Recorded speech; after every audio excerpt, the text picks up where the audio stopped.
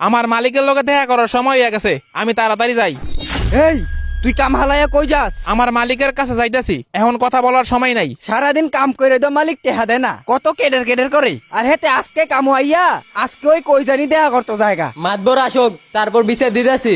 ওই তো মাতবর আইতেছে। মাতবর সাহেব, আমগো লগে যে নতুন কামরা আইছে হেতে কার লগে জানি দেখা করতে গেছে। সমস্যা নাই, সে কাজ করার আগে আমাকে বলছে তারে একজনের সাথে দেখা করতে হবে। মাতবর সাহেব, তাইলে তো হেতে আমগো থেকে কম কম কইরা বেশি টিহা নিব। সে কিন্তু তোদের থেকে আগায় আছে। আগাইলে কি হইব? গাছ দর বালা করে পরিষ্কার করে না। কাজ অনেক ভালো হয়েছে তোদের থেকে, কথা না বইলে নিজের কাজ কর। এই বোরহান, তুমি একা একা কাজ করতেছ, বাকিগুলা কই? মাতবর সাহেব, আজকে নাকি অনেক গরম, তাই কেউ আয়ে নাই। হ, ঠিকই কইছ, অনেক গরম আজকে, তো তুমিও না আসতে। মাতবর সাহেব, ভাবলাম আজকে এই কামটা শেষ হইলে আবার আরেকটা খেত ধরমু। ও ভালো, তাহলে কাজ করো। হ্যাঁ বোরহান, এদিকে আসো তো। জি মাতবর সাহেব।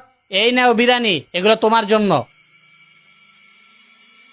তাসিন দেখছ, আমরা এতদিন ধরে কাজ করি, আমগরে ডাইল দাও খাওয়াইছে না। আর তে 2 দিন হই আইছে, তার লাগি বিরিয়ানি লইছে। হ ভাই, ঠিকই কইছেন, এটা কিন্তু মানা যায় না, এটা একটা ব্যবস্থা নিতে হইব।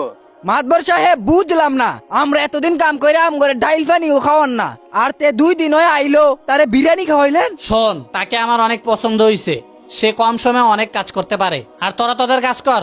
তাওসিন, তে কই যায়, কার লগে দেখা করতে যায়, এই রহস্যটা আমি জানমু। মাতবর সাহেব, একটা কথা ছিল। কি কথা?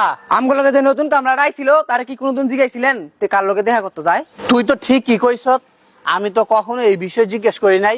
চল আজকে গিয়ে দেখবো ওই কোথায় যায়। এই তো মাতবর সাহেব আইতাছে। সে তো মসজিদের দিকে যাইতাছে, সে তো নামাজ পড়তাছে, অথচ আমার সাথে বললো কার সাথে দিন দেখা করতে যায়। সে কি মিথ্যা কথা বললো? আচ্ছা মাতবর সাহেব, তে বার হইলে জিগাইন। এই বোরহান দাঁড়াও। আরে মাতবর সাহেব, আপনি এনো? বোরহান, তুমি আমারে বললা কোন মালিকের সাথে দেখা করতে যাইবা, আর আমি এখন দেখলাম তুমি নামাজ পড়তে আসছো মসজিদে। হ মাতবর সাহেব, আমি তো ঠিকই কইছি, আমি তখন মালিকের লগে দেখা করে আইলাম। কি বলতাছো এসব? আমি তো কিছুই বুঝলাম না। মাতবর সাহেব, আমি দুনিয়ার কোনো মালিকের লগে দেখা করতে আই নাই। আমি যে মালিকের লগে দেখা করতে আইছি তিনি হলেন মহান আল্লাহ তাআলা, আর নামাজ পড়া মানে আল্লাহর লগে দেখা করা। ও, বুঝতে পারছি। মাতবর সাহেব, আমি আপনার ক্ষেতের মধ্যে একটু ভালো করে কাজ করার কারণে আমারে কত আদর করেন, আমারে খাবার খাওয়ান, অতিরিক্ত টাকা দেন, আবার সুন্দর করে ডাক দেন, যেটা আপনি অন্যজনের সাথে করেন না। আপনি দুনিয়ার এই সামান্য বদলির উপর যদি খুশি হইয়া এত মহব্বত করেন, তাহলে যিনি আল্লাহ তাআলা, তিনি তার বান্দাদের কত মহব্বত করবেন। আমি যখন নামাজ পড়ে কোনো কাজ করতে যাই, তখন আল্লাহ তাআলা কাজের মধ্যে বারাকা দান করেন, আমি অল্প সময়ে অনেক কাজ করতে পারি। এই জন্য আপনিও আমাকে মহব্বত করেন। দুনিয়াতে যদি আল্লাহ তাআলা ইবাদত করার কারণে এত সম্মান দান করেন, তাহলে মৃত্যুর পর আল্লাহ তাআলা তার বান্দাকে কত সম্মান দান করবেন।